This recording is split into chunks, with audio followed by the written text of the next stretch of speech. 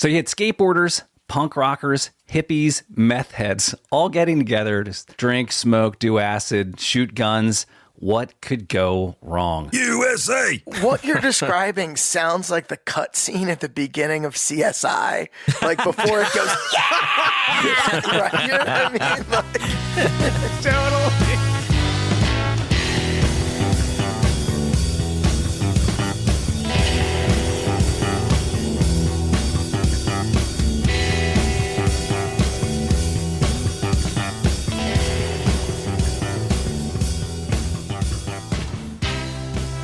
Hello and welcome to another episode of 1001 Album Complaints.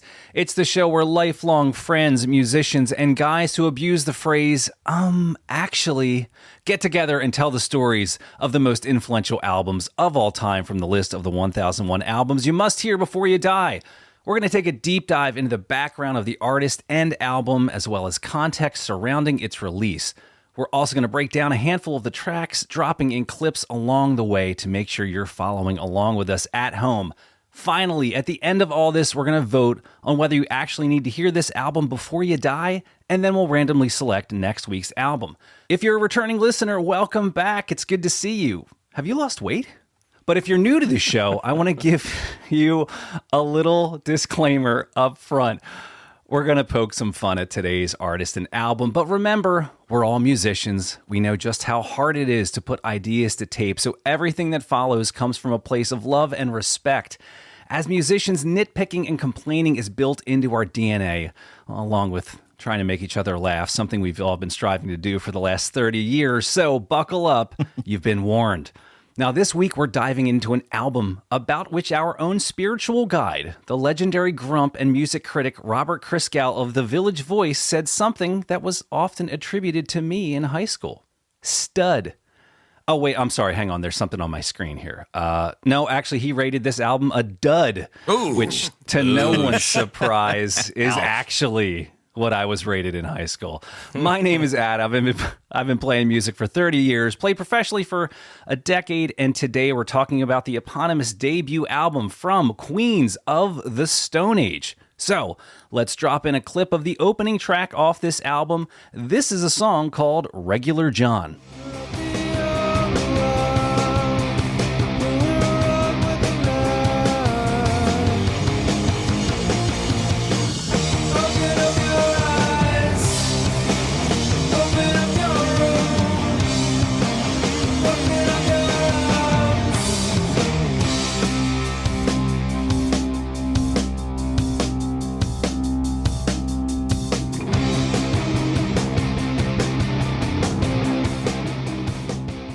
All right, now that we've got a taste of what we've been listening to this week, let's throw it around the studio today for our crew introductions by way of a mean tweet about this album. And I'm going to first throw it to Phil. shoot first, aim later.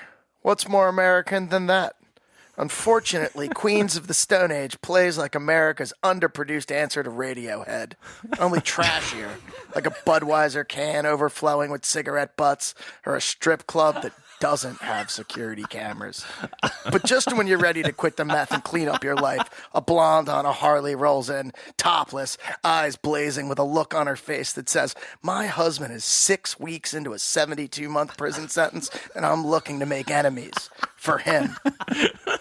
So, like America itself, Queens of the Stone Age really are a question. And that question is, do sleaze and danger still turn you on? Oh, damn. Wow. Jesus. That is Epic, my man. Jeez. Wow, I don't even remember when we started that, but I loved it.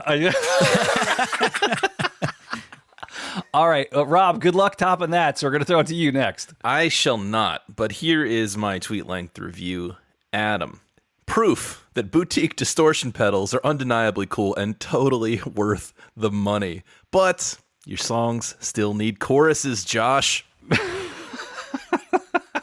Very, very true. Very true. Well done.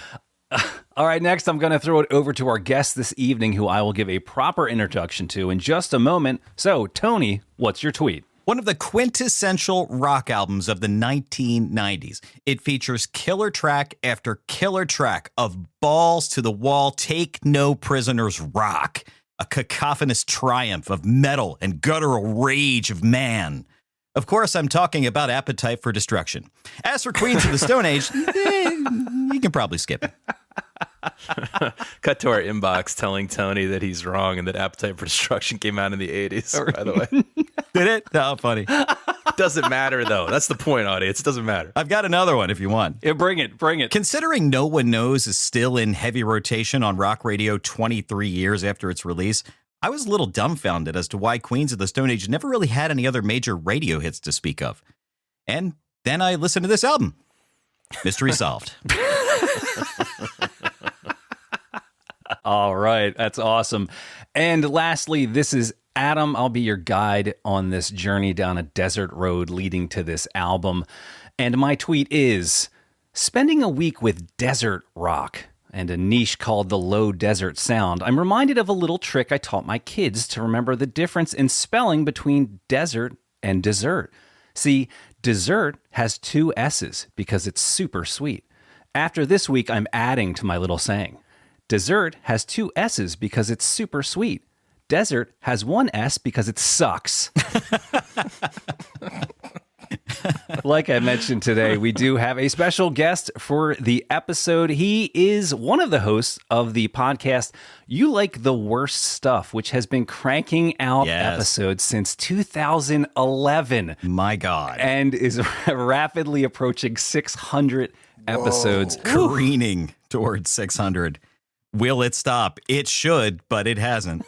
Thank you, Adam. I'm so glad to be back. I believe this is my 3rd time as a returning champion on the show. I'm excited to be here. Been too long. And as we like to say on You Like the Worst Stuff, the stuff you like is bad, the stuff we like is worse. So we talk about everything happening in pop culture on the nerd side, gaming, movies, TV, even dabble in music every so often.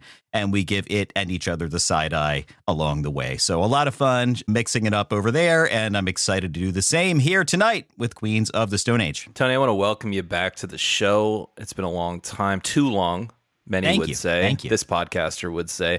And I just want to say it's really refreshing to hear from someone who's wasted even more of their life on indie podcasting. Oh, I have, boy, oh boy. The nights I've just lie awake thinking about how much good I could have done with the hours I've wasted. The cathedrals you could have built. Oh, the art. But no. Well, Tony's taking this call from his yacht. So, Right. right? Some This stuff's is how working. you make money as the podcasting game. It's quick money in and out. You know it. All right. So we've got some of your tweets, but now I'm interested in your general impressions of this album. Gentlemen, how was your week? Pretty good. It's cool. I like this band. I'm generally positive, but I do have the complaint that I outlined in my tweet, which is I don't really think these songs ever really get going. There's cool grooves, there's some good suspense, but the choruses are consistently disappointing. And I had this feeling that every track almost started out with promise, but it didn't really take off. That's a really good way of putting it. I do think they build a lot of suspense without ever like exploding, right? That's fair. Yeah. It's the kind of album that just tries to get by on vibes. And there's a lot here to enjoy. There's some great rock.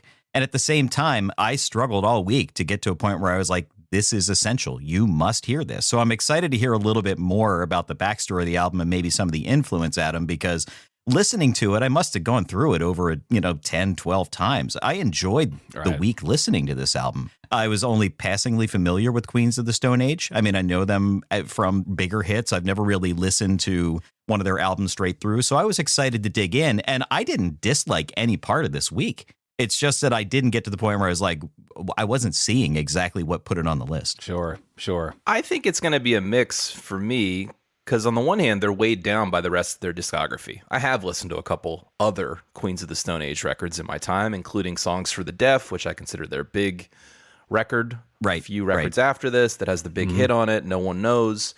And I do think that he goes a long way towards establishing a sonic signature here. And one of the compliments I will give him, I think his sense of sonic or sonics is very strong. Like he has a lot of interesting tones coming through the guitar, the bass, etc. I definitely agree. Even his singing style, it's definitely stands out, right? But I do think it's something that he got better at. Yeah. And the songwriting got tighter. as the band went along. Certainly. I mean, I actually rather like this, the way the falsetto is set against the sort of like sludge rock. Yeah, it's a cool juxtaposition of the sounds. I like it. Indie vocals over heavy 70s rock. Yeah, it's pretty cool. Yeah, I was the same way. I'd never heard a full-length album. First listen in, I was a little skeptical. And after the week, I have gained an appreciation for it. I think, Rob, to echo something you said, Josh Homme has a sound, and he imparts that sound, it seems, on whatever he does. So I think that's very cool. And this being that first foray into really him owning that sound, I think it kind of puts a stamp in the musical lineage where I know some of it's derivative, but it is a sound. His guitar tones, the way he plays, the way he sings, the song structure, I think he's got a thing that defines him. My first listen through, I didn't find it so much derivative as inspired by a lot of things that we all love. I read a quote somewhere along during the week where Josh said he wanted a sound that someone could recognize what band it was within like 30 seconds. You know what I mean? Right. And I think they did a pretty good job of establishing what their sound is, even in this kind of early proto model. And they would continue to go on and toy with other sounds. I listened to their latest EP and they're doing like symphony stuff, which is cool and it's different. And it's, 20 some years later. So that's a good thing. It was an interesting listen. I was hearing bits and pieces of what I would later come to associate with the Queens of the Stone Age sound throughout this album, and generally liked what I heard. So I do feel like you're saying they've done a good job of establishing who they are and what they want to sound like here.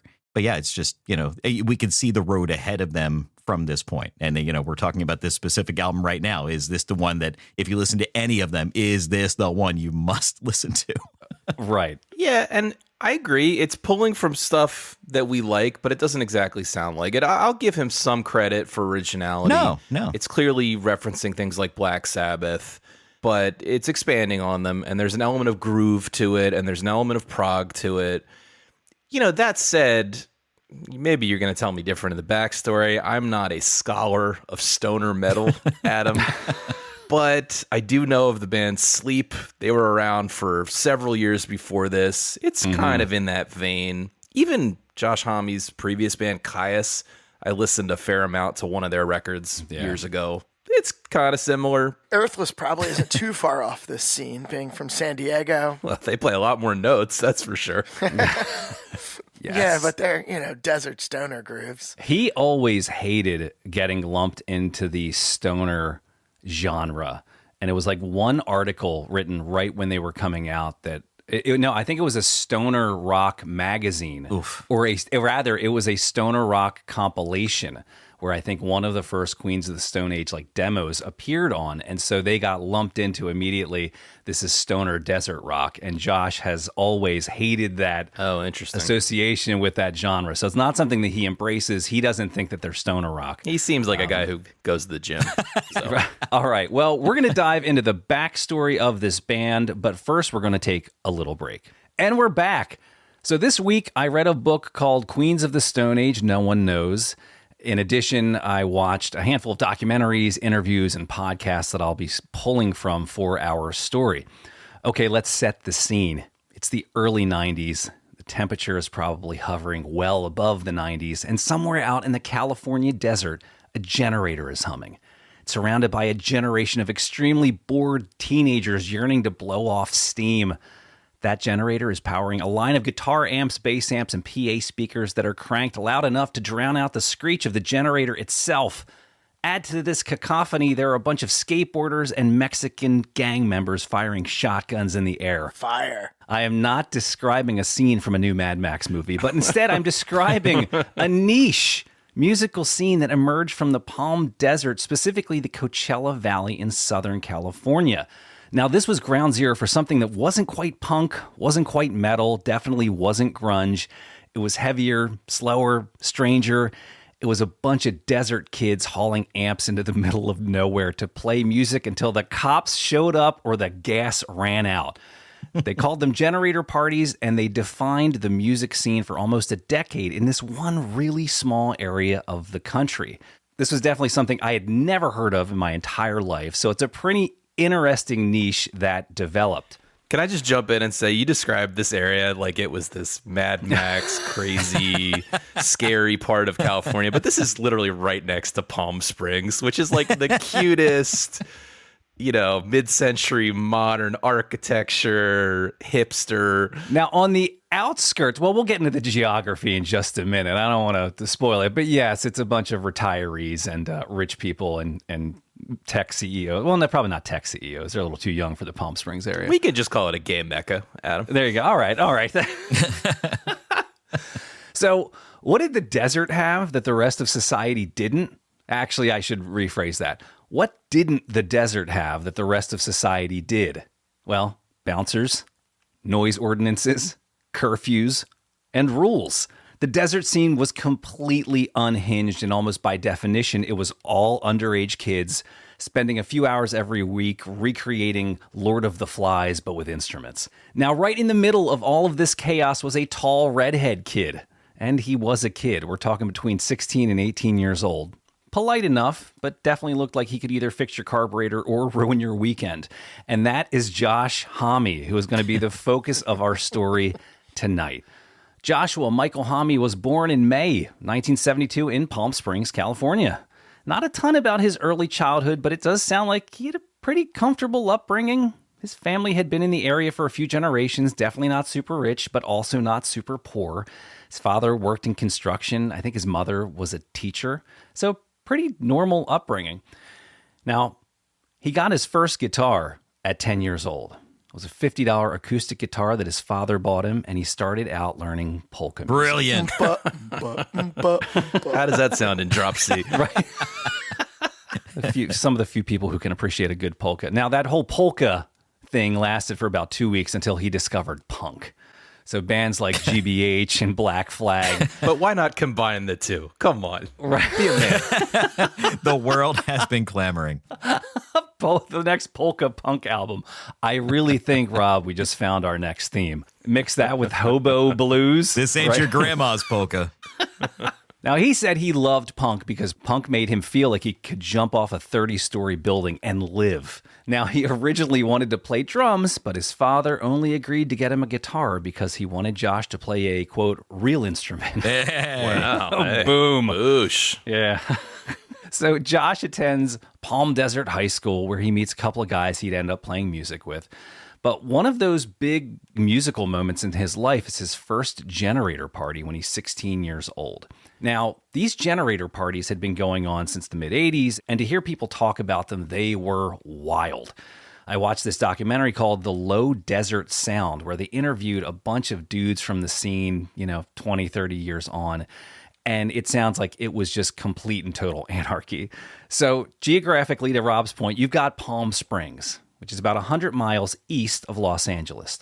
It's a smaller city, but it's got its own airport, a lot of retirees there, a lot of rich people there. The population's around 45,000, but in the mid-'80s, it's closer to 35,000. It's a beautiful place, and it has an old Hollywood vibe. It's the kind of place that, like Sinatra used to hang out in. Yeah, right, totally. Now, about 10 miles north of that is a smaller town called Desert Hot Springs, which in the mid-'80s only had about 5,000 people living there. Then from there, about 5 miles west of that point is where these generator parties were happening. Now, at that time, it was still about 4 miles away from the closest trailer park. And so now there's nothing out there. There's some mountains, some bushes, some grass, but really not a ton going on. And one of these dudes said as a kid, just living in the Desert Hot Springs area, you'd walk out your back door, you'd walk 2 blocks, and there was just infinity in front of you. Just nothing but, slow rolling mountains in the background and a lot of just desert grass. Tumbleweed. The tumbleweeds will come into play at some point. So there's nothing to do in a desert. There's a ton of underage kids in the area. All these underage kids are super bored. The cops are also bored. So they were known to just stop you if you were in the road on your skateboard and take it and drive their squad car over it and leave. So everyone was bored and looking for something to do. The cops were looking to get in fights with kids, and the kids were looking to blow off some steam. Enter meth. So you read ahead in the story, I suppose. I know how California desert folk are. So there's definitely some angst and rebellion building in this area. So the kids naturally turn to music. Now, someone has the idea at some point to drag a generator into this vast expanse where the cops' squad cars can't get to because the sand and the dirt is so loose they can't get there. You need a 4x4 to get there. So they drag that generator out, wait for the scorching sun to go down, and just play music. Now, Josh said that living in the desert, everything, including people, hide during the day, right? There's nothing going on outside during the day, but at night, that's when you come out. In the desert, there's this remarkable freedom, but also there's danger lurking around the corner at night. You telling me they hiked in there with heavy-ass equipment? They had 4x4s and Jeeps that they would load up with, a crap. And we're not talking, this is high-end, full backline. We're probably talking, some shitty speakers that you stole from your dad's stereo and you wire it up to an old amp that you found somewhere. And the guy with the PA is definitely in one of the bands. Maybe most of the bands. You've got a PA and a generator. You're the lead singer. Go for it. So there were a couple different, I'm using air quotes, venues. And they weren't really venues, but just spots in the desert where these parties routinely happened. And the most famous one was called the Nude Bowl. And it was an abandoned nudist colony that had fallen apart, but there were still shells of buildings still standing. So you'd go out to this area. There was a pool where the kids would skateboard. There were fire pits. There was kind of like a concrete platform where I think the patio and the main foundation used to be. These structures, only 3 walls were left. There were no roofs on anything. So it looked like something out of an apocalyptic hellscape.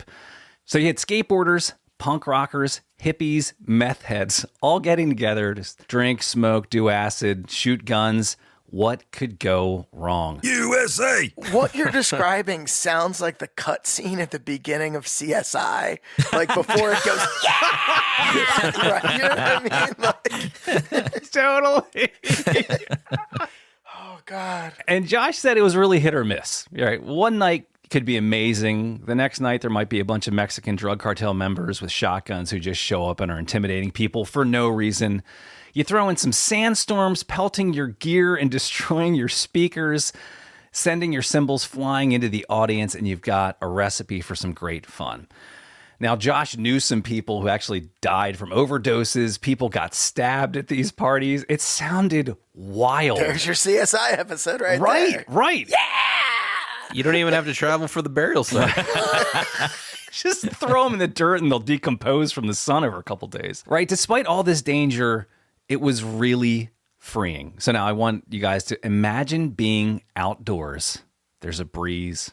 It's cooled down. It's 65 at night. There's no light pollution. The stars are above you. There's a bonfire. Your amp is on 10. Holy shit, that sounds amazing. Yeah, man. I've only ever played outdoors a couple times, and it was nothing like this. But just being outside, there's something empowering and freeing about being out there with your instrument and making noise, and it's just really cool. Like, there was no rules, no cell phones. Yeah, it just sounded like a very cool environment. This also predates cell phones. So they were saying that you would know a party was going to start because the sun would go down and you would have a few spots on the horizon you would know where the parties would start. And if you saw a light come on off in the distance, 8 miles away, you'd get all your boys, you'd hop on the truck, and you'd go head out there. 20 minutes later, you're partying. That implies that you're just roving around the desert on a Friday night looking for something to happen, right? Absolutely. There was nothing happening. And in fact, a lot of this scene, the kids tried to play in their garages. They tried to play in venues in the little town, and the cops would come and shut them down. So they really didn't have any place else to go to unleash. So that's what kind of took them out into the desert. Now, before Josh started going to these generator parties, he's playing a little bit, and he gets pulled into his first band at 14 years old. It's called Cats and Jammer, and a band described by their own rhythm guitar player as truly forgettable, which, I mean, at 14, of course it is. Like, yeah, Phil, we didn't start playing until we were, 16, 15 or 16? So 14. Yeah, I mean, they're going to suck. just by definition. Yeah, it's just going to be pretty hard not to suck. So they were basically a Black Flag clone, but at 14, that's what you do. That also makes sense. So he stayed with Katzenjammer, which really forced him to practice, which he did a lot. The band practiced a lot too. Phil, again, this reminded me of that one summer where we would go into your mom's garage every day in the summer for 8 hours a day with the door closed in the middle of summer and just sweat our asses off with the amps going. We were in there. Oh my God. Kind of nostalgic. I do remember that. I haven't thought about that in a minute. Yeah. So now in the desert, they tried to do the same thing to start. But again, you can imagine it's different than a Delaware summer versus a desert summer where the temperature in the garage was getting up to 115 degrees. So they would wind up going to a friend's house who had a single AC unit in his bedroom, and they'd like lift the bed up and move all the furniture around and cram all their stuff in just to be around this little AC unit. So desperate times, desperate measures. So Katzenjammer eventually goes from unlistenable to tolerable. And that means you're good enough to go play at one of these generator parties at the Nude Bowl. So these early gigs really cement what Josh wanted to do with his life, which was music. So they kept playing, they're getting better and better. The desert scene is a great source of feedback as well. So now to play in this scene, you had to do two things. Number one, not be like anyone else. If you sounded derivative at all, the people there would be silent. They wouldn't boo, they wouldn't hiss, they wouldn't throw shit at you. Josh said that you'd be playing this really loud song, you'd finish, and there's 100 people silent in front of you, staring at you. Oh, wow. That's soul piercing, man. I have a lot more questions. How could you not sound like anyone else? Come on. What does that even mean? If you sounded like any of the other bands in that scene, I suppose. If they thought you were biting off somebody else is kind of the idea that I got. Okay. Yeah. That sounds rough, man. Yeah. That's the one and only time in somebody's life when a non-cartoon tumbleweed might roll by and crickets chirped. So that was in my head what was going on. Coyote. Right. Yes, the coyote howling in the background while the silence and you're holding your guitar. So number two, what you had to do, because of how open the desert is and how fast sound dissipates, you had to be aggressively your style. Whatever it was, whatever you were doing, you had to take your thing and dial it up to 11. If you were going to be psychedelic, you had to be psychedelic at level 11. If you were going to be heavy, you had to be super heavy. So a few months of playing these generator parties, Katzenjammer, his first band, changes their name to Sons of Caius. Wait, you're saying that like literally playing in the desert, like there's nothing to bounce off of. Right. Yeah, there's nothing. You're not going to hear yourself in the same way. This Nude Bowl thing is that they would set up on what was a patio, but it was elevated. So they were playing probably 80 to 100 feet off of what would eventually be the desert floor. So it was just nothingness in front of them. Yeah. Yeah. Huh. They said they had to just, everything was loud as it could go. Everything was super heavy. Wow. Super low end as well. Fun. Yeah. I mean, it sounds kind of awesome. When have you gone outside and turned your amp up like just to 12? Never. I kind of want to try it. My neighbors would be thrilled with that. Yeah, it sounds great. Dude, that'd be fun. I remember the loudest show I ever went to was at that club Bottom of the Hill, but the problem was that there were only like 4 people in the audience. So there were no bodies Oh, no. to absorb what the band was putting out there. Permanent hearing damage, for sure. Oh, God. I saw a bunch of the Zappa band members, Project Object in Baltimore, at the 8x10 Club at some point. And it was called that because the stage was 8x10. And they had everything crammed, all these people crammed up on the stage. God. It was the loudest thing I've ever heard. I was on like the second floor, like looking down over the band. And I still have hearing loss from that show. But man, it was fun. The show that I think of when I think of the loudest show I've ever been to is also a zillion people on stage. I saw George Clinton at the Bottle and Cork in Dewey Beach, Delaware. Oh, wow. And it was like a room that holds like 600 people, and it was definitely sound for 60,000. It was so loud. Like I was getting like the tickle your ear, like vibrate your jaw thing. I was like, this is, and I felt like I had a tower after on my head for 2 days. Adam, we saw Metallica and a bunch of others at the Summer Sanitarium tour my God, I think it was right. 2003. That was at Vet Stadium before they knocked it down, and that was right. it's supposed to be blisteringly loud, but man, Yeah. that was intense. Phil, I remember hearing a legendary story about the Bottle and Cork that they bought the sound rig off of like the 1996 Metallica World Tour and set that up at the Bottle and Cork. So you might be right that the guy was basically playing for 60,000. Yeah, That checks out. It was so fucking loud. It was so loud. All right, so after a few months of playing these generator parties, Katz and Jammer changed their name to Sons of Caius. Now, Caius is actually a Dungeons and Dragons reference. Oh, cool. Nerds! All right. Although Josh Homme is probably not somebody I'd call a nerd to his face, because I feel like he could go either way. Like, you catch him on a bad day, he might be a dude that, punches you in the mouth. Back then, I feel like he's calmed down in some of the interviews I've heard, which you do when you're in your 50s. One would hope. Right. Anyway, none of these guys were Dungeons and Dragons fans, but that name was weird. It was a deep cut reference, and no one else had that name, so they went with it. And they also started developing their own super heavy, ominous riffs with drop tuning, which Homme said was a simple function of not having a guitar tuner. So So they just wound up in like some super low tuning and were stuck there. they wound down. So dig this. So to all land on the same thing, he'd tune his guitar down until the string started flopping against the neck when he hit it. And then he would tune up a little bit. Just so it would stop flopping. And then the bass would tune to that. So now he said it was actually a really cool way to start a show. And he said nobody at the time was doing that because they'd walk up on this shitty concrete stage and it was just like, Nobody's doing that now either. there's a reason. There's a reason people don't do that. It's terrible. But so it was just like this, ominous background noise, and they would all kind of tune up. And tuning the low notes sound cool, but the rest of the guitar probably didn't sound that cool. It came up on a Sonic Youth episode a couple of weeks ago that a lot of their songs have alternate tunings, the all same string, Yeah, right. Lots of weird tunings, Right. drop a half step, drop a whole step, right? So apparently the two guitar players would come out and just tune a rack of guitars, 5-6 guitars each at the same time at just blisteringly loud volumes. And this Just was ringing out. This is the intro of the show, just like putting down guitars, tuning up guitars, just loud as balls. It's funny you mentioned that because I have Sonic Youth in my notes for this band. There are some elements that remind me of the Sonic Youth noisescape drone thing. No, I get that. I can see that. All right, so they wrote some tunes as Sons of Caius, and they felt like with their own original songs, they now had a proper band. So in 1987, Sons of Caius booked some studio time and recorded a demo. They went in with their desert setup, which had Josh playing guitar through a bass rig. And that's really what gave them that super heavy sound. The producer who did it, who recorded it, was like, guys, this isn't going to work. But they insisted that he record the bass amp sound and the bass speaker sound.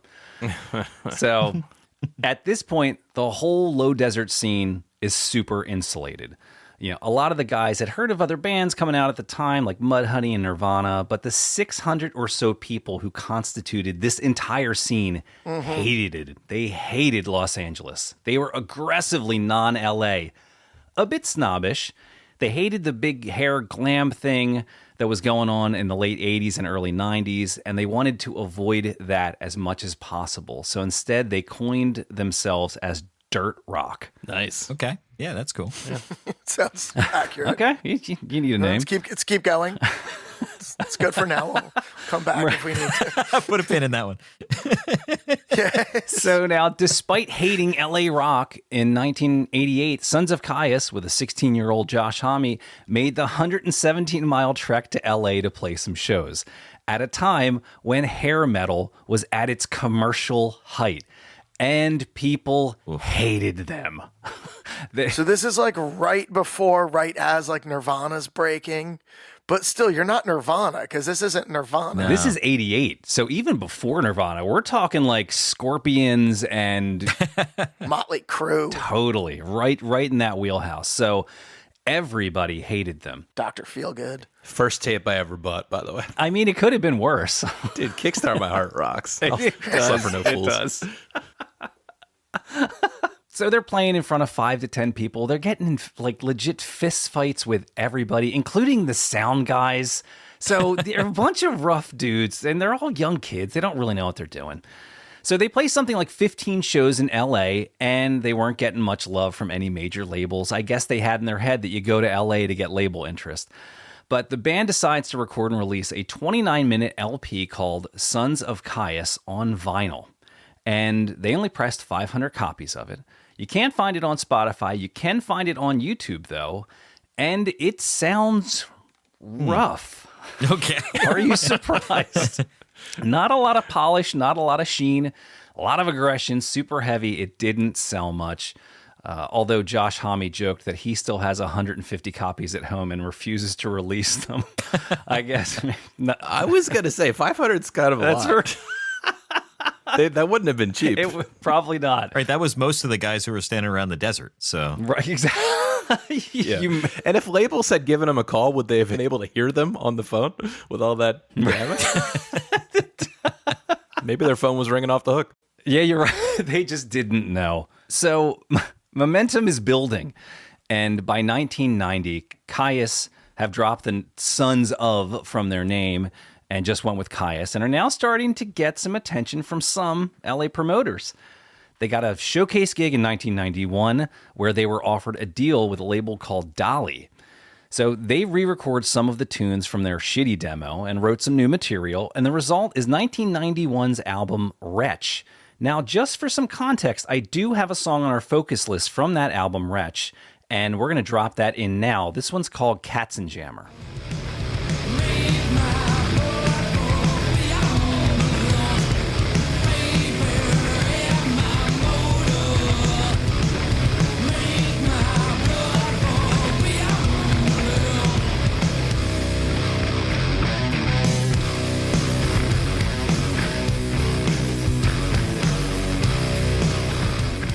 A sly reference to their old band, I guess. Yeah, I suppose. you know, right away, I was feeling like that 80s hair bandy stuff around it. And then a little after a minute, it's clearly them briefly. It's emerging. The sound they go toward is buried in the middle. It's bookended, but it's there. And after I listened to that Wretch album and after I'd made the focus list, there were a couple other songs on there that I realized I probably should have put on as the key song for your Caius reference. But for now, Katzenjammer will do. Yeah, surely they'll come up on the list. Don't worry. They are one of those bands, maybe you're going to talk about it, Adam, but they're one of those bands that wasn't that successful but everyone who is into metal, especially California metal, talks about. So I've listened to the one with the red cover a bunch, which maybe was the follow-up. But they're definitely a known band that they're like a musician's band. Let me put it that way. Yeah, that's going to come up. Good call. So they got a bit more experience on the road as well. They opened for a punk band called the Dwarves. I just saw they're playing in Oakland like next week. Really? With Guar. Oh, that's awesome. That checks out. I listened to one song from Dwarves and was like, I feel like this would fit. Yeah, it's Guar. All right, yeah, that totally makes sense. So they go back into the studio, and with a producer, a guy named Chris Goss, they clean up their sound a little bit, and they record and release 1992's Blues for the Red Sun. Rob, I think this might be the one you're talking about, where it's got like a red cover, yeah. That's the one I'm familiar with, yeah. Don't forget that 1992 also saw the release of a couple other sleeper albums like Nirvana's Nevermind and Metallica's Black Album and the Chili Peppers' Blood, Sugar, Sex, Magic. So it was a crowded field, to say the least. Popular music just went in a different direction, right? Absolutely. It's almost like this is an alternate universe where desert metal or dirt rock could have taken off. The desert folk wander in and they're just a little off kilter with everybody else. Just not quite. Instead of grunge, we get desert dirt.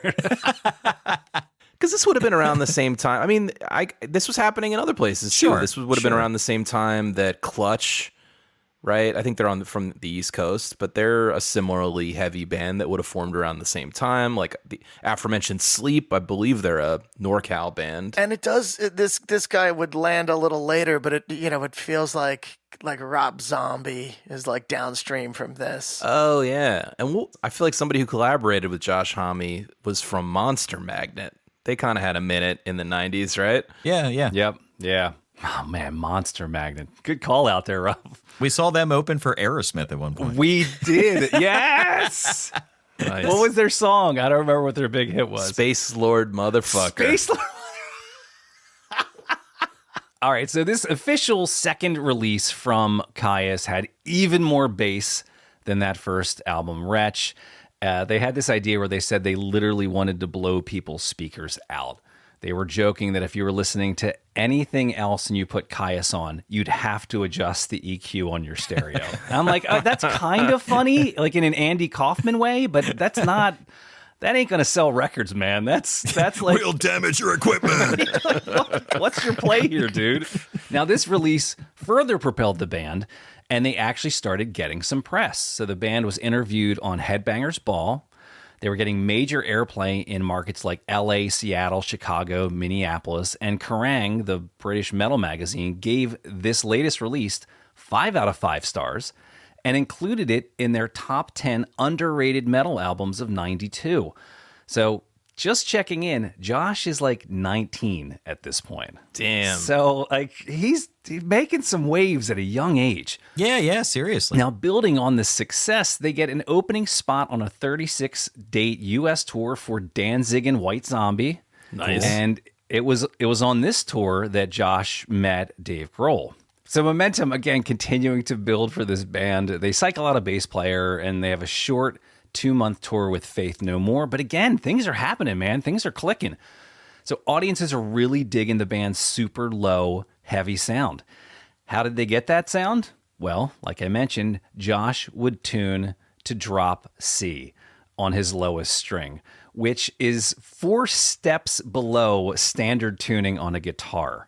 So if you're listening to this, a lot of why it sounds heavy is because the notes are actually tuned lower. That, along with the fact that Josh would both run through a guitar amp and a bass amp. Stereo. You have a wall of guitar meat flying at you, rattling your bowels and destroying the high end in your ears. It's a magic combination. Well, and just so we're clear, the 2-amp attack, since it's a single instrument, really just means that you could crank the bass on one of those amps. Right. And make it sound like 2 different guitars, because the other one is going to be EQ'd more like a regular guitar. Yeah, good point. I'd be interested to learn, this would be hard to research, but the history of the drop tunings, because I believe that Black Sabbath's Tony Iommi is often credited as one of, if not the first person who dropped tuning, in part because of his finger problem. He had shaved off the tips of his fingers. He needed the strings to be a little looser. It was sort of born out of necessity in that way, right?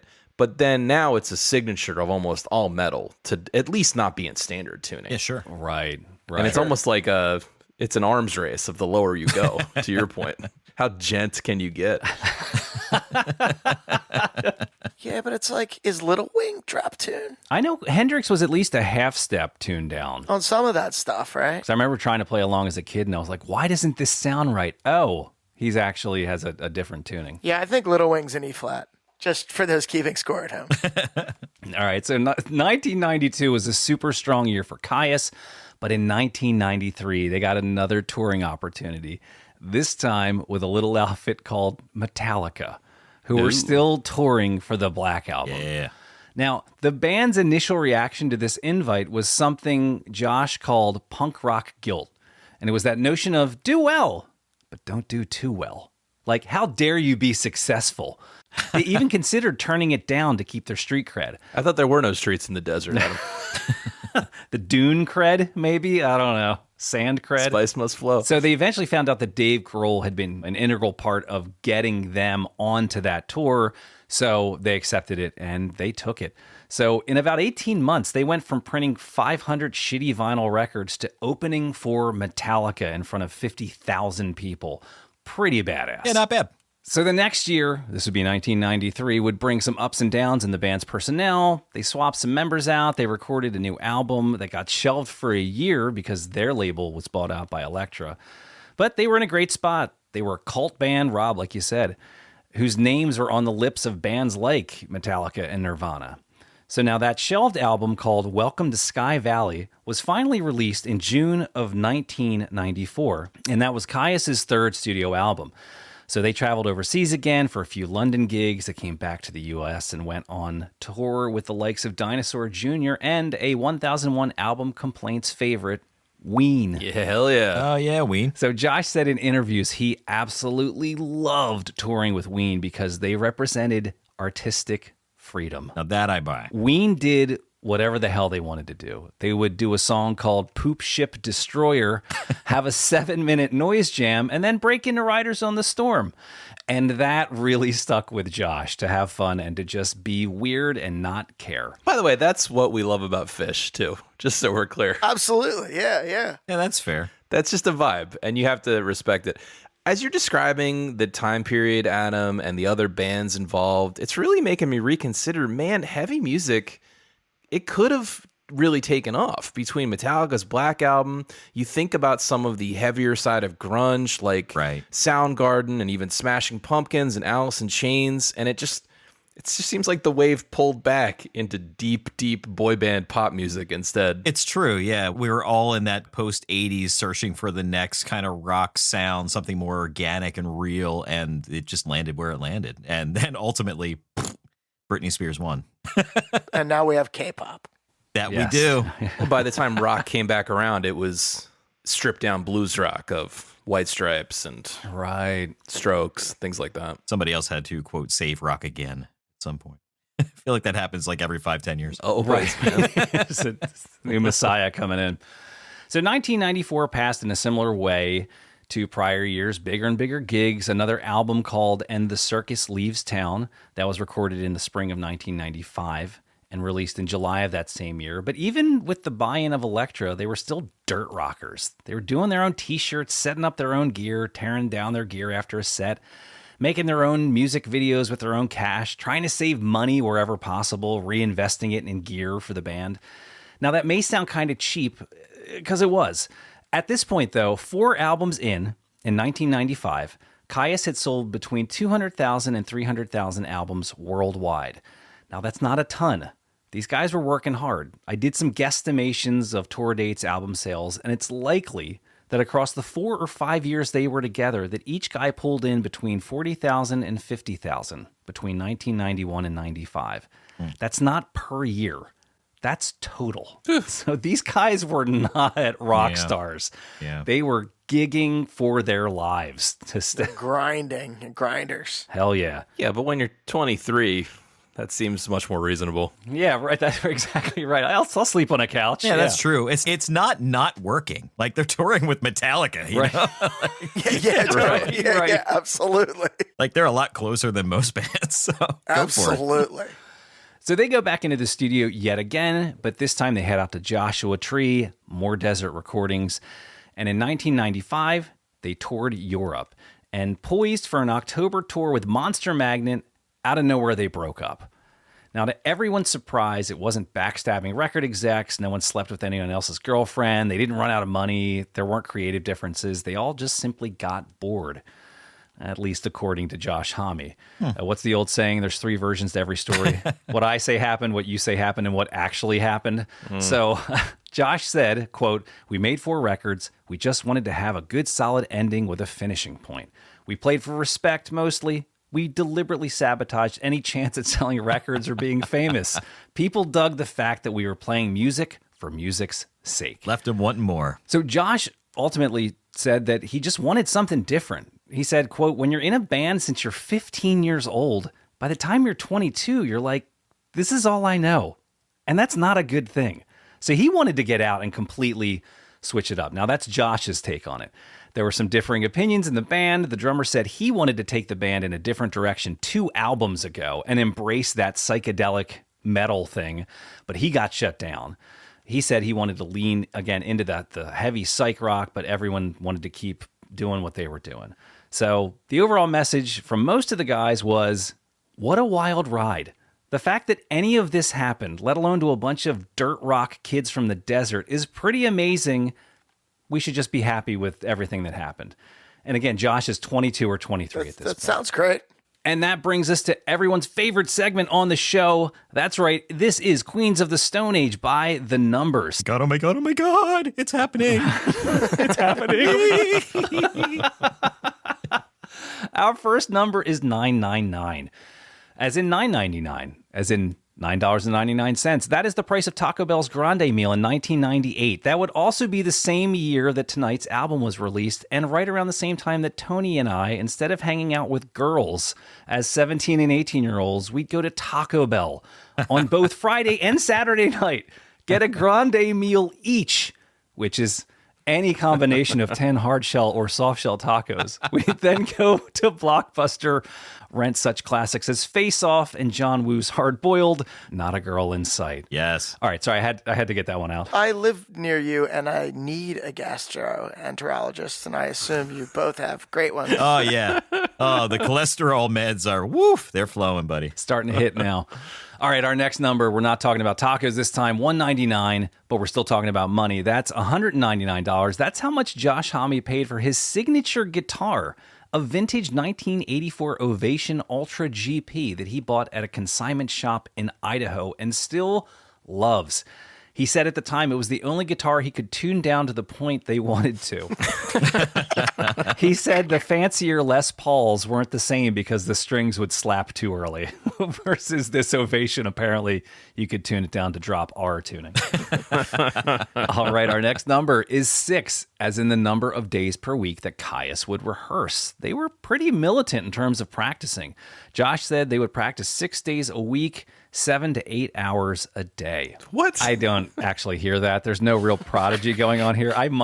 That might have been impressive if like one of them was a shredder. How much of that practice time was spent smoking weed? I'm guessing. Yeah, most. I was definitely imagining a very, very smoky garage. They're chomping down some Grande meals in the meantime. Took 6 hours to haul the amps out to the desert. All right, our next number is 3.5, is in 3.5 million. That's how many albums Queens of the Stone Age have sold across the last 25 years across roughly 33 countries. Now, by way of comparison, Nevermind by Nirvana sold around 6 million copies alone within the first year of its release. I'm not knocking Queen's record sales. I mean, but, again, they're a working band. how dare you not be as successful as literally the most successful record of all time?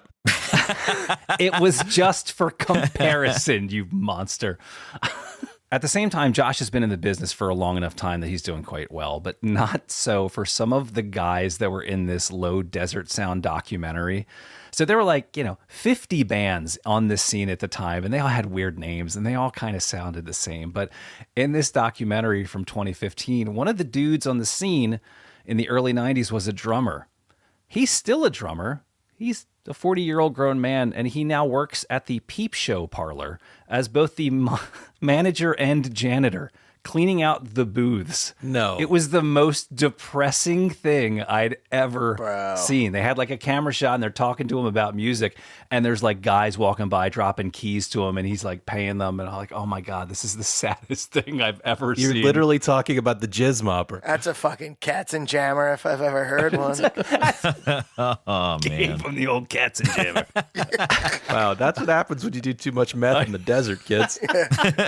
Or you hit 40 and you're like, no, it's really going to take off, man. This is it. Tomorrow night's gig is the one. Metallica for me any minute now.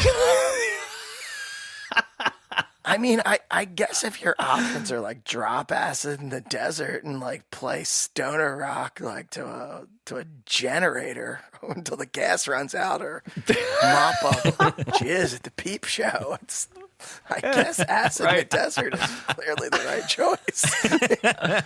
All right, next number is the number 1. That's the number of times Josh Homme has been stung by a scorpion. Now, you think he'd know better growing up in the desert, but everything comes out at night, and he was walking across the dirt parking lot of his studio. He felt a sting. He raised a foot, and in it was a scorpion hanging off of it. So now, this was before the internet. Yeah. He freaked out. He runs into the studio and he asks some old time studio dude, what do I do? And the guy was like, well, here, just start drinking whiskey and put your foot in a almost boiling vat of water. It's not a splinter, bro. Right. So he was drunk an hour later when someone determined that the scorpion that stung him was just the bee sting kind versus the one that shuts down your nervous system for 24 hours. So There you go. Scorpions, as cute as they are, don't pet them. all right, and our final number is 100, as in 100 plus comments in our Patreon thread on one of our recent episodes. It was the Sonic Youth episode, and man, we got some good complaints going over there. That is my open invitation to you. Yes, you. Head over to Patreon now. It's free to sign up. It's free to follow us. It's free to get into the comments and mix it up with me and the other complainers. Chime in with your own mean tweet-length review and let everyone know why I'm completely wrong. I want to hear from the low desert chuds that are still out there. There were only 500 of them, so what are the chances? Hey, who knows? Right? I was there for Sons of Caius, man. It's a great place to join in the conversation. We've got a listener poll up right now about this very episode. So head over to patreon.com/1001 album complaints. Another bonus asterisk on the number. So you said, how many albums did they sell? This is, yes, over the course of their entire career, 3.5 million. All right, so Songs for the Deaf was 2.5. Right. That was their big one. Right. So that made up well over half of their entire sales, right? It was the big break. And then I think they had a subsequent record after that won some Grammys. They've had a few kind of hits. This isn't one of them, the one we're talking about tonight. No. All right, so Caius has just broken up after the unlikeliest 5-year journey. So now Josh is exhausted. He's musically dejected. He just wants to quit music for a bit. He wants to get away from music. And what better place to do that than the place where grunge died, Seattle. So at this point, according to Josh, Seattle was perfect because it hated everything. If something was good musically, Seattle killed it. Right? That's a good barometer. So I don't know if they were all just angry that grunge had died, but it apparently doesn't sound like it was a very fruitful scene. And Josh sounds like a really nice guy. Like he just sounds like very warm and cuddly. He went from the driest place on earth to the wettest place on earth. That's true. He's a man who likes extremes, Rob. But this turns out to be exactly where he wants to be because there's no good music there. He just wants to get away from it. But you can't keep a musician away from his craft for too long. So Josh winds up through some musician friends joining the Screaming Trees as a touring guitarist, including the 1996 Lollapalooza tour. So he runs with that gig for 2 years. He loved it because it had absolutely nothing to do with Caius. He wasn't the front man. He wasn't writing songs. He was just a supporter, and he kind of honed the art of rhythm guitar and how to deploy it. So Josh returns from touring, and over the course of those 2 years, he recorded enough music for an entire album. It's a Screaming Trees record on the list, by the way. Get to eventually. All right. We'll have a little tie-in. So he decides to put together another outfit that he called Gamma Ray. It was him on guitar, the bass player from the Screaming Trees, a guy named Van Connor, and Victor Indrizin on drums, who was a session guy. And he had played with the likes of Melissa Etheridge and Macy Gray, so he was a super pro. Lots of stoner rock cred there. Is Macy Gray like it in Drop C? And Melissa Etheridge. How many desert gigs has Etheridge played? Could you imagine? Come to my cactus. That's rich. That's why we invited you here. Why does she live in a cactus? Yeah, man. It's deep. The band Gamma Ray gets sued by a German metal band of the same name, so Josh comes up with a name that Caius's old producer and collaborator, a guy named Chris Goss, he used to jokingly make fun of the band with, and that is Queens of the Stone Age. So Josh went with that. Now, while Josh is putting together Queens of the Stone Age, he's a parallel side project going on as well called Desert Sessions. Pretty simple concept. Gather a bunch of weirdos, give them a couple days in the studio, and see what happens.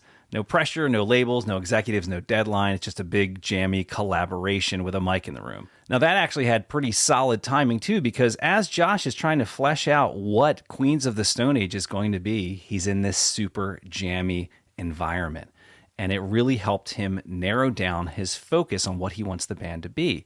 And he said, quote, "After jamming so much, you just want to hear yourself play something succinct and to the point. Step in, take a punch, and step out." I can understand that. Is that what this is? He went with a tighter, poppier style. Apparently, that's what he said. Okay, fair enough. Yeah. So he was tired of all the jamming.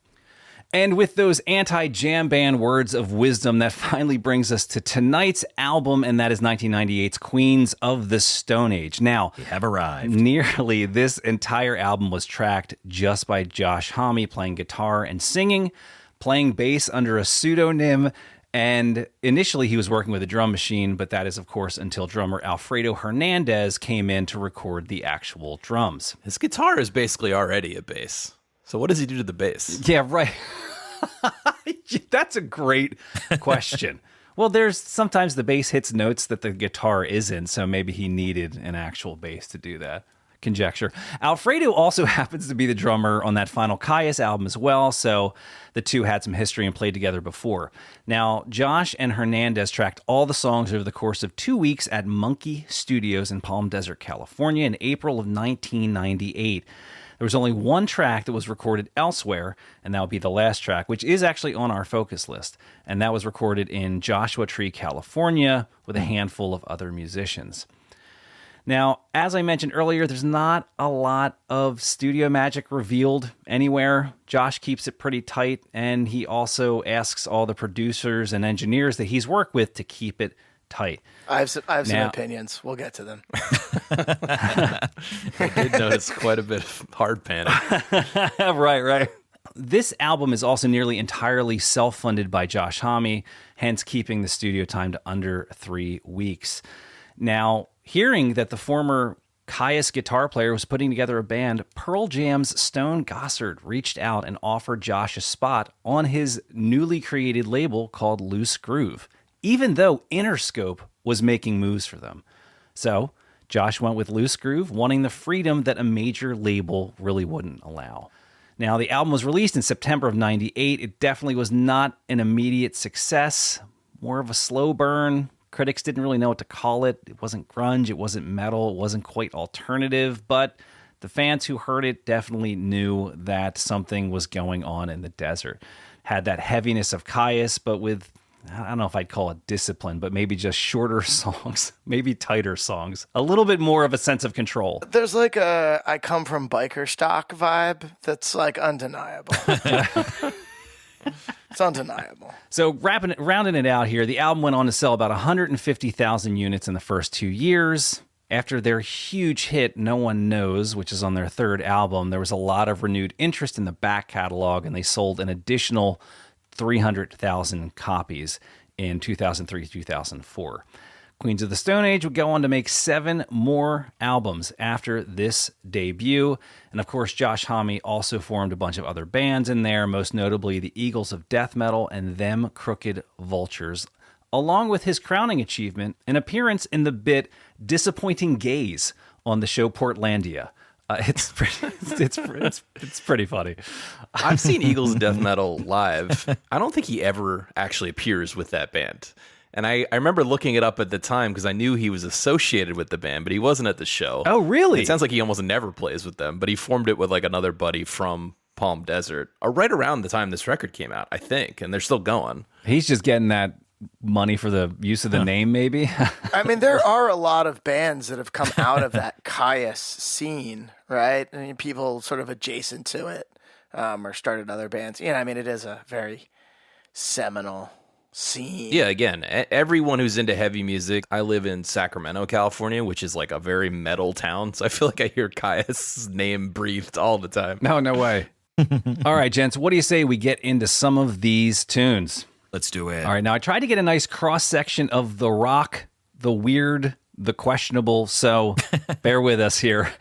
This is the song we played at the top. We're going to jump back into the song Regular John.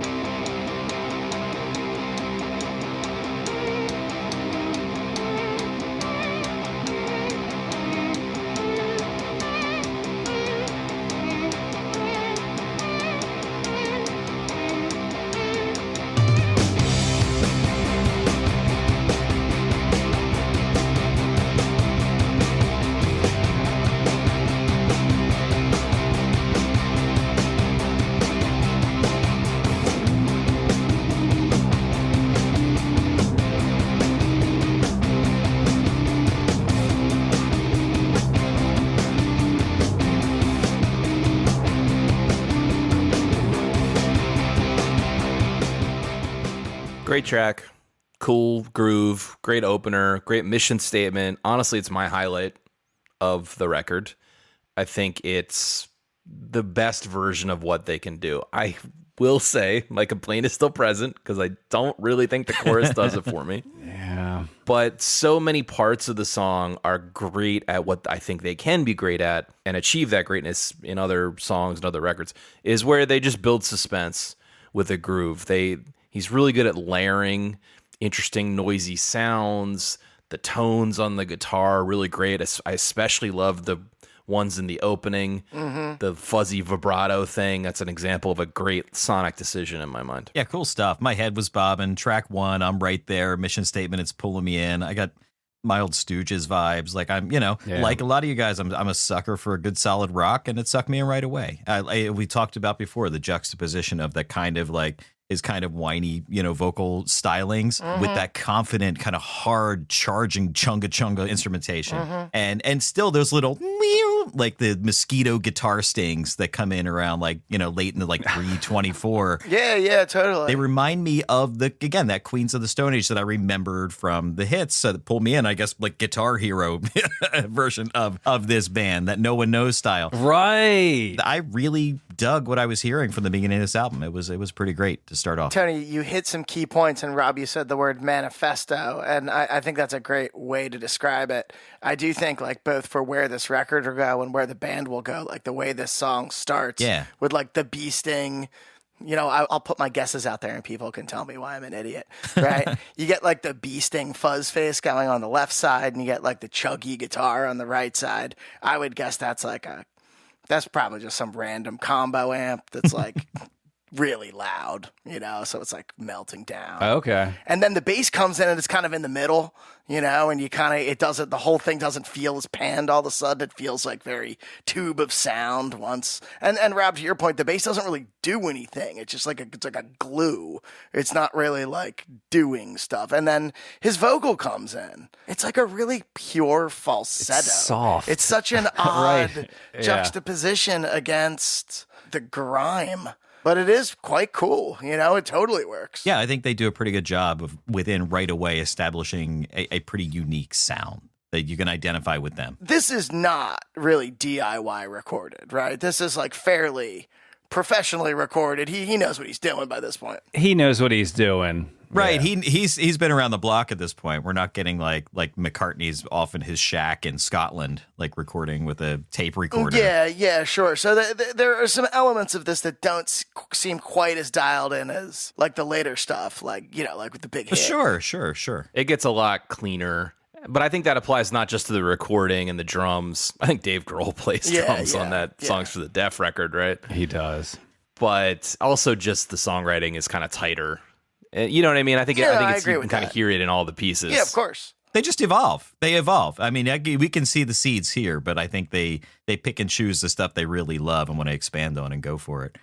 We talked about a little bit about the panning on this one, just the way it's mixed. I found that I actually really preferred, we all talk about the deep headphone listen. I really preferred listening to this. I have a couple of like decent speakers on both sides of my setup here, and I really preferred listening to this one via speakers rather than headphones or in the car. The panning to me didn't lend to great listening.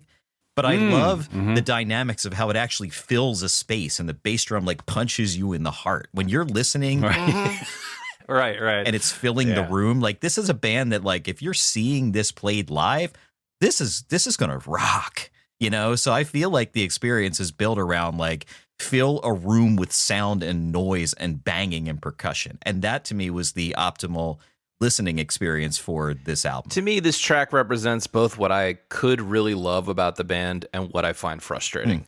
I think the main A part groove is so cool. It's so good. I agree. It's great driving music, and I love how he builds it up. Again, sonic texture-wise, I think he always picks interesting tones of really all just distorted guitar variations on a theme. But when he gets to that chorus, it just doesn't really pay off for me. And so my biggest complaint actually comes at the end of the tune, because my favorite part of the song is they do this long, slow build near the end, right? And it really has a nice slow burn element to it. And you get to around 320 in that range, but they feel the need to end it with the chorus, which again, I don't feel like really pays off the suspense very well. They should have worked it harder, or they should have just given up on it. So A part great, B part subpar in my opinion. Phil, I wanted to get your opinion. What we're calling the bee sting notes. Do you think he's using a volume pedal, right? Because the attack. I don't know. I was really wondering, like, is that like a volume pedal, or is this he backwards? rolling it? Like, did they just is this? Oh, But it doesn't sound backwards to me. But it does have that strange attack, right?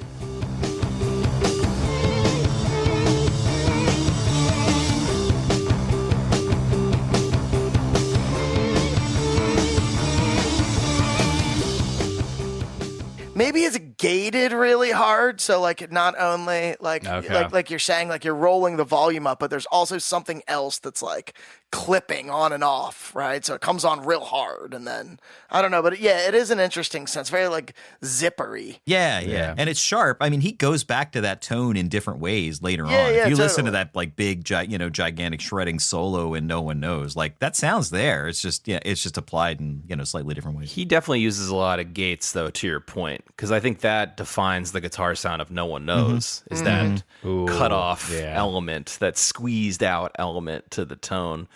Now that you said backwards guitar for this beasting thing, that tracks with me. I think that is what it is. It does sound like something's done there. Well, I did look at Josh Homme's rig rundown. Obviously, this is a more modern live setup, but he's got that Digitech whammy pedal in there. Yeah, Oh, nice. It's classic. I still have that. Anything's game. I still have that. one of the 12 that were produced and have just been sold and passed around. So he's got one of them. Well, based on their resale value on the internet, I'm going to guess there's a couple out there because it's pretty low. All right, we're going to move on to the next song on our focus list. This one is called If Only.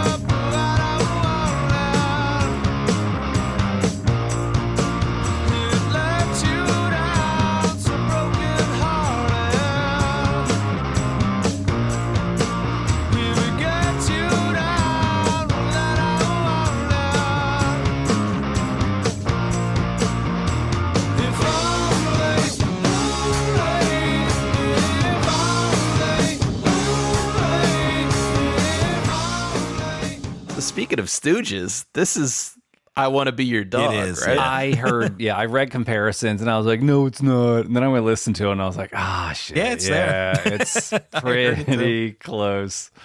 Do you think we should drop a side by side in, Rob?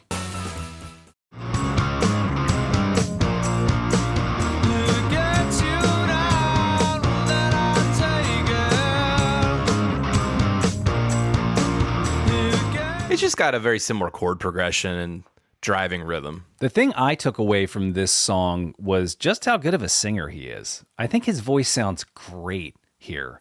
Again, he's not a screamer. He's got some power behind his voice, but on so many of these songs, you could envision, if you didn't know it, that you could come in and be like, and scream, but he never does that. And he's got a really nice voice. So this is the first one that popped out. Totally. He has like a choir boy sort of voice. Right. One thing, the guitar solo around like 2:48, it was giving me late Abbey Road vibes. It's something in my monkey brain triggered in the end, and that kind of McCartney sounding guitar thing. And it felt recognizable in the midst of the way they're playing everything else.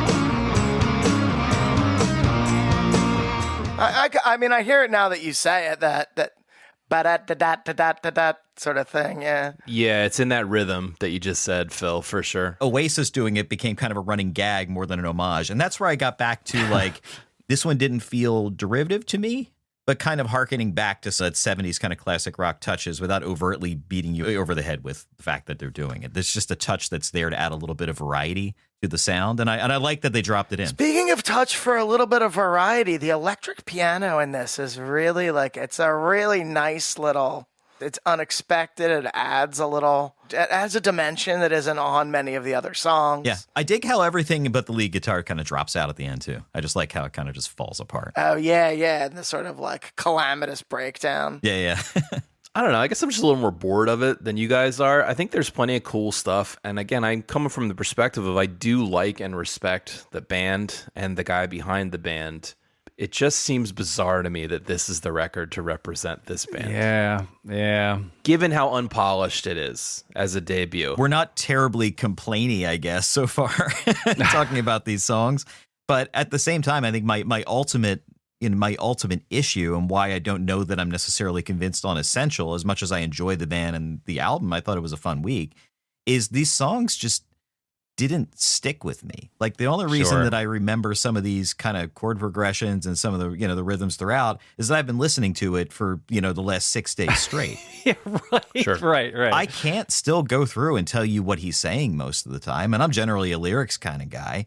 So it's hard for me to like hang my hat on it and have any part of it be really hooky. It's just, it goes back to vibes and grooves.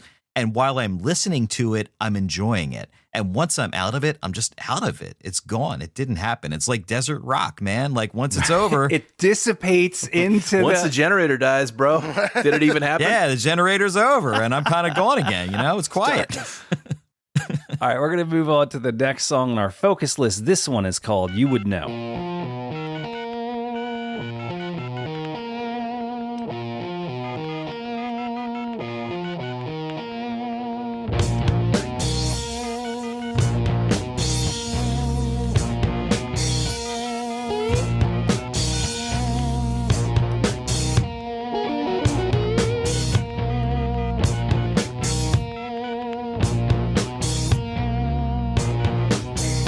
Just happy robots live on hill of beans. You and I cut from same cloth, ripping at the seams. Dude, this is my favorite song. Remember phone dial tones? Yeah, I do. Yeah, my son asked what that was. He was like, what What is that? is that robot sound? Well, yeah, he was like, that's really confusing me. This is the one that I wanted to explode. I wanted it to go to like halftime and the drums to come on real loud Right. go full sludge doom rock, John Bonham on drums. It starts with so much promise. I love the weirdness. I love the angularity. I love the incorporation of sound effects. I'm in, Josh. Yeah, fully there. It doesn't go anywhere. Yeah, I love that stuff. Those touches are one of the highlights of the album for me. Just the kind of weird sound effect stuff that pops in. It just adds that kind of freshness to the sound. But yeah, you're right. I mean, ultimately, you occasionally get a few like merciful seconds of like poppy tambourine every so often. And then 4 seconds later, it's just gone. It doesn't turn into anything. It just stops. It's gone. It's particularly ironic because Adam was telling us that this is the poppier side of the thing. Of Caius. I'm just not hearing a pop sensibility here, either in... It feels like a little bit of fence sitting, actually. But in general, I think if you follow their career, you'll see that he got better at writing choruses that explode, that take you to that next level. And that just doesn't happen here. Yeah, there's just like a tease of something upbeat and jangly in the midst of the kind of dark, smoke-filled hideaway that is this song. I dig the bendy notes echoing the vocals, things like that. To me, it's one of the weaker tracks so far. That kind of like noise at the end. It's just something to keep it from being completely repetitive. But other than that, it just kind of loses me. I listed it as my low point. But again, I like many aspects of it. I'm just a little underwhelmed with what was actually delivered. And I do want to mark a timestamp and call him out. I get it. It's loose groove, as the record label would suggest. But at 32 seconds in the right channel. You just fuck up. Yeah. That was just a mistake, dude. Just happy robots live on hill of beans. You and Oh, totally. This was actually my favorite track. Wow. It was just so weird. Like you said, like nothing stuck out, right? Like Tony said, this kind of evaporated into the desert. This was the song that stuck in my head because it was just so odd. It's and I get the complaint, right? It's all tension, no release. But something about that appealed to me. Now, in thinking about the whole album, if this was the one album or this was the one song where you didn't get that release, okay, maybe it would be quirky. If everything else had soaring choruses and explosive, releases. God, this all sounds very sexual. Explosive releases. Sorry. You know what I'm saying? I would like to point you to the song by the Police called Mother, because I'm just gonna leave it at that. I think you'll find that there's some similarities. You think this is comparable to Mother? Oh, I think this is mothery. wait, maybe I got to recheck my sensibilities here. I mean, in the context of the full album, not just on the focus list, when you come out of this one, like I do like in terms of like the ups and downs of an album, like, yeah, it's one of the weaker tracks to me, but then you go right into like How to Handle a Rope, and I'm excited again. Like, everybody wake up, we're going to like start kicking ass again. And that to me, I think is one of the things that I enjoyed about the complete experience is that, you got to feel like a god up there kind of blasting this stuff to a crowd of people. And the panning of the guitars, as much as we talked about it, around 3 minutes was a cool touch on that one too. So I do think they continue to play with sounds in interesting ways. And I think the overall ups and downs of listening to the complete set of songs allows for you to have something kind of drudgy like this in there.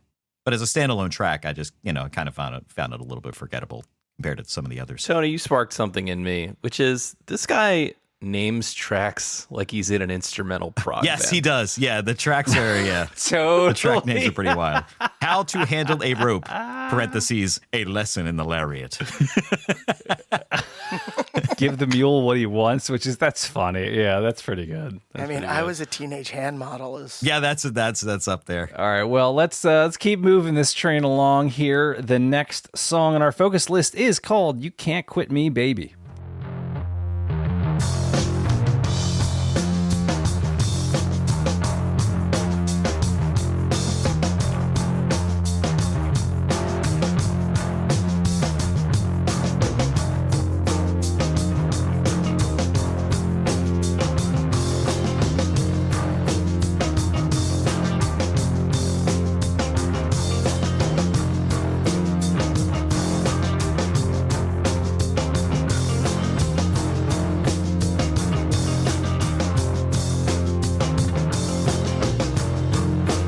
It's a mistake, but who knows?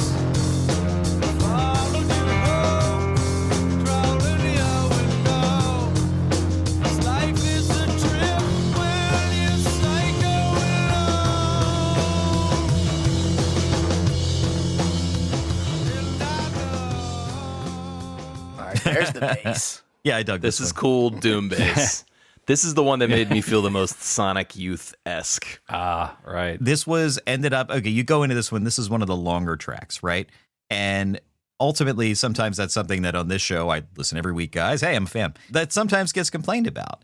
And I feel like this one earns it because it's far along in the album. To me, this could have closed the album out and been just fine.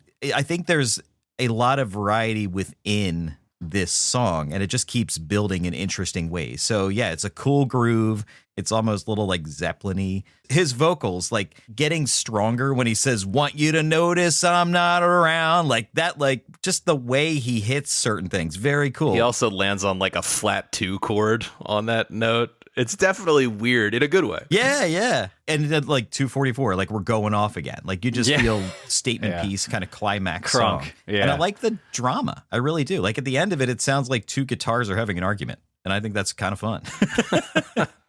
Okay, fair enough. I did like it, but I do have a complaint. This guitar solo, I get it. You like out notes, man. You're jazz, okay? But I feel like you're throwing it in our faces. Timestamp 221.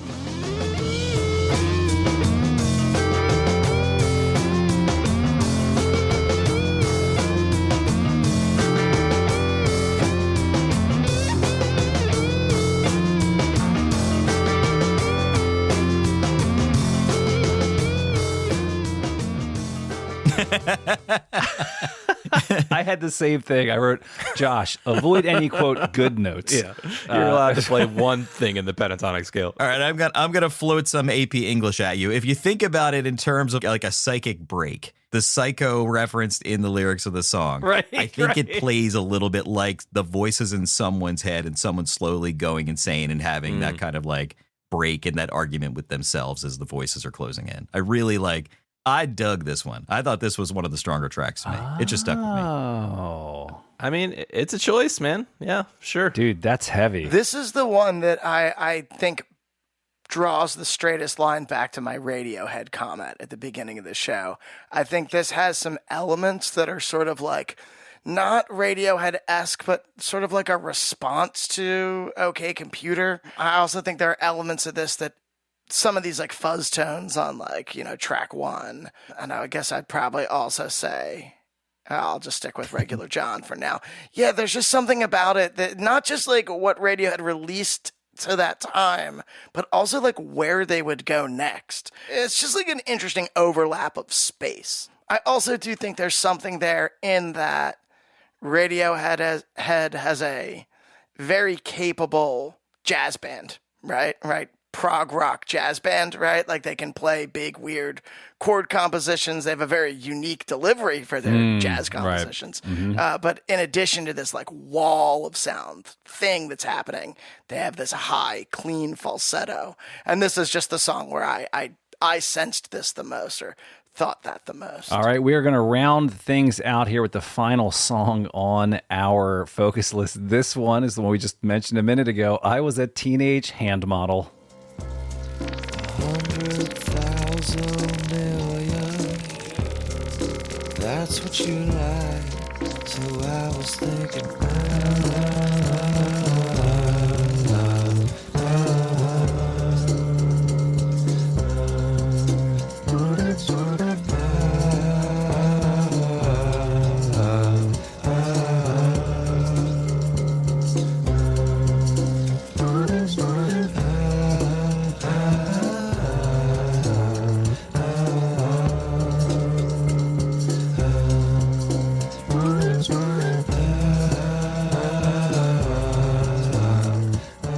Felt like a Beck song. Like I was feeling Beck the whole way through. Oh, that's a good touchstone. Yeah, It's like- got a lot of 70s game show. It in does, yeah. It's just super chill and like somber. Is there a djembe? I don't know. Space lasers, sure. This is the last song on the record, right? Yeah, this is the closer. Yeah, totally. Which is where I can handle an excessive song like Right, this. yeah, this is the only spot this could have fallen. That's right. This is Yeah, it. yeah. It reminded me of the song on the Stone Temple Pilots record. Yeah, which is the second Right. album. I don't know. This feels like the cool down at the end of an exercise. This is a way better version of Stone Temple Pilots' second album song, though. This is like serious. Stone Temple Pilots one was like a joke. I'm going to say something perhaps controversial, which is the synth bleeps and bloops at the end actually work for me. Oh, I like it. With two caveats. I was the one defending Frank Zappa and the Mothers of Invention first.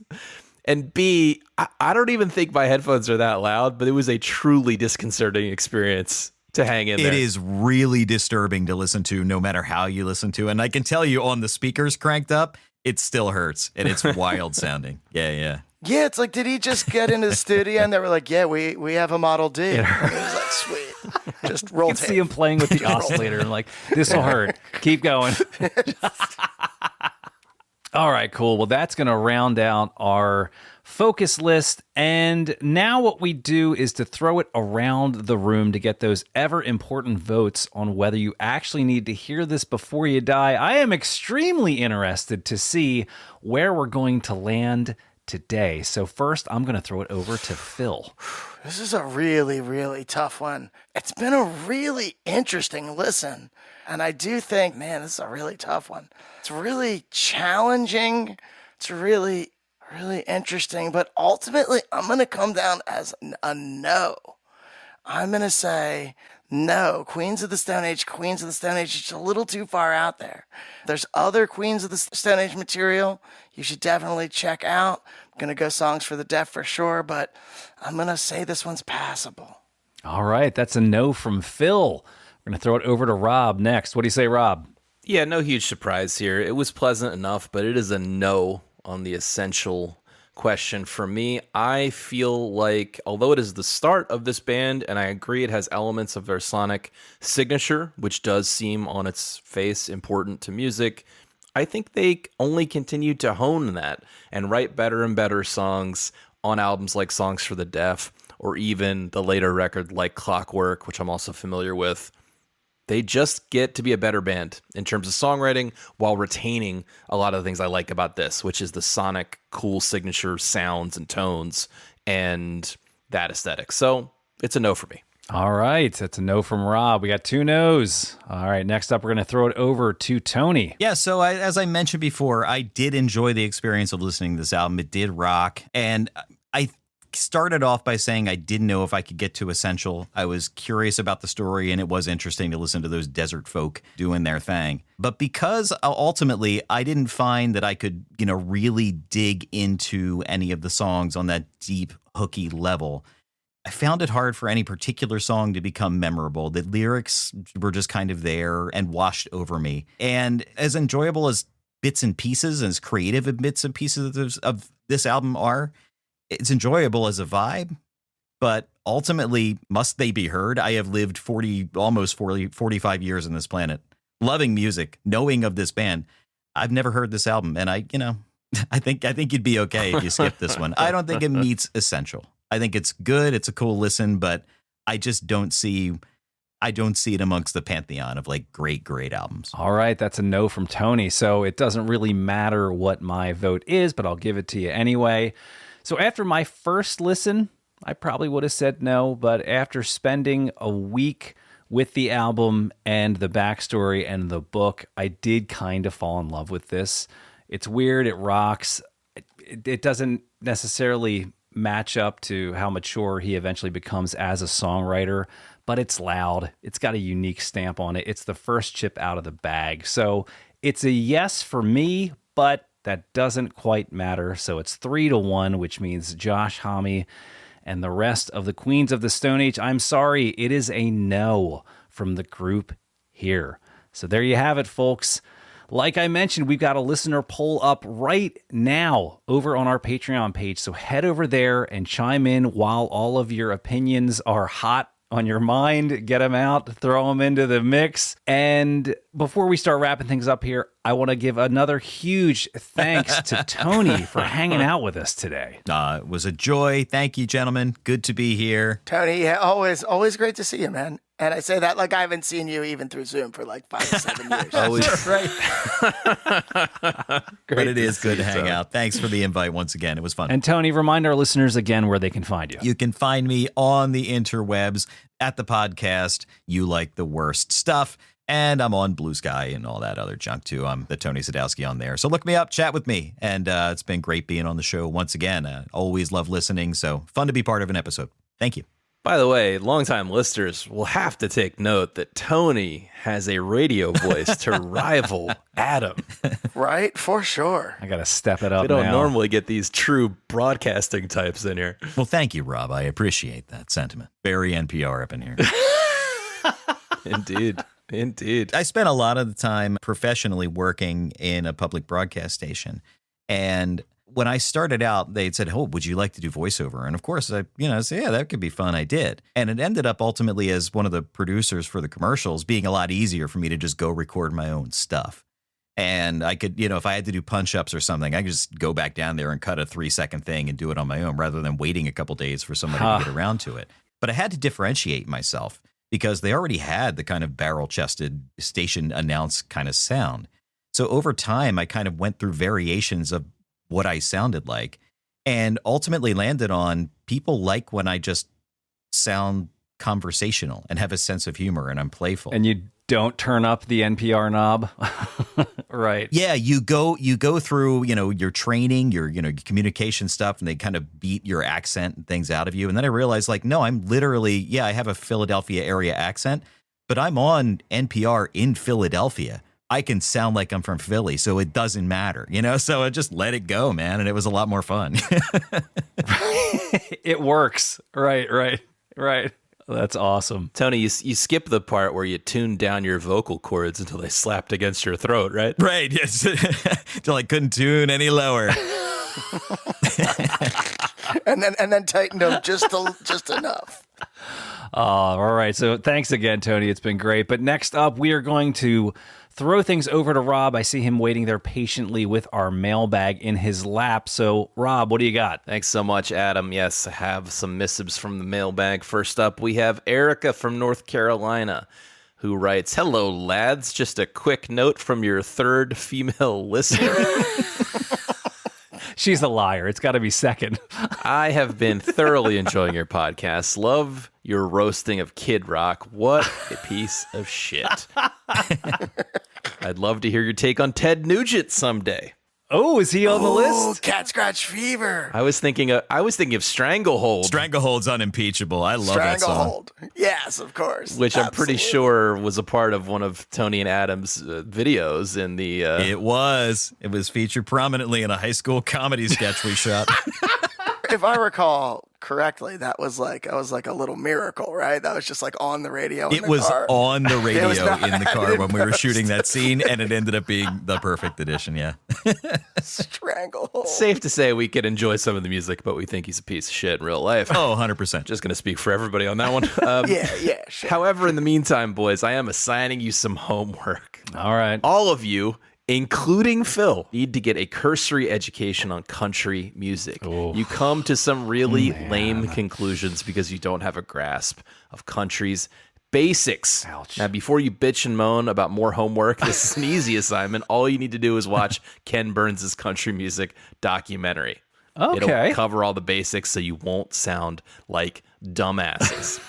That's fair. You know, unsurprisingly, as a PBS nerd myself, I have seen it, and it is really I have no doubt it's great. late 80s, early 90s. Like, my family was heavy into country. Like, I checked out when Billy Ray started up, and it all went to crap. But a lot of the old school stuff I really, really love. So To be fair to us, or possibly further unfair to us, Erica, you wrote this not having heard, I think we covered 2 more country albums in the time since you wrote this, which were Merle Haggard, Katie Lang, make that 3, and Dolly Parton. Right. Oh, wow. Right. Yeah. So she might be more deeply enraged. She might be more deeply enraged and want to double down. But no, I'm excited. Of course, the Ken Burns documentary stuff, I've watched several of his documentaries, haven't seen this one.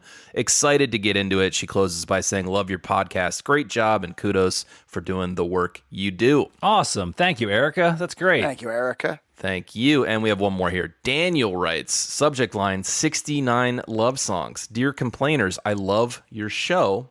I hate this record. Oh, okay. It failed the Summer of 69 by Bryan Adams test for greatness. After listening to every song and your positive review, I decided to test each tune individually. If it was better than Bryan Adams' Summer of 69, it would pass. Not one single song passed. It wasn't even close. I could have gone without listening to this shit nugget. But now that I have, I guess the point is moot. It's too late. I'm not dead. Thanks? Question mark. Oh, wow. That is amazing. Tour de force. Let's start by saying this person is wrong. I love 69 love songs. That was a great episode. Thank you, listener Sula, for suggesting we do it. But it's an understandable opinion. I get where you're coming from. He does have some PSs here that kind of negate his credibility. So I just want to read those. Oh, no. He says, P.S. for Tom, The Lonesome Jubilee is way better than Television. Now, I didn't know what the hell he was talking about, but some brief Googling, I gathered that The Lonesome Jubilee is a John Mellencamp record from the 80s. And that he's referring also to the band Television, who we recently covered their album Marquee Moon. The John Mellencamp record, I didn't listen to it because I don't hate myself. It contains a song called Rudy Toot Toot. Oh. So I'm just going to guess that Television is significantly better than that. And he has a PPS Okay. that says Adam needs to come back. Well, he is back. And review another Carpenter's album. Ooh, I am game. I will absolutely consider it. Sadly / luckily, there are no more Carpenter's albums on the list. So you did a kind of a weird thing there, Daniel, where you sounded credible and then you flipped it around. Maybe you're trolling us. I'm not sure. I thought Daniel was going to talk about a Hoobastank album, and then we would have known he was full of shit. So That's right. That is the tell. We love everything you send to our mailbag. Send all your thoughts and anything that's on your mind. What we got right, what we got wrong. Send it over to 1001albumcomplaints@gmail.com. Rob, I'm going to keep things over with you because we need our homework assignment for next week. Ah, yes. I have the Albinator here. It's smoking meth in the dunes behind the Cape. Powered by a generator. Powered by a generator. I think it was in like the nude pool. The Nude Bowl. Right. It's on some mesa somewhere, and it is ready to give us our homework for next week. So without further ado, let's give it a spin. And next week we shall be listening to...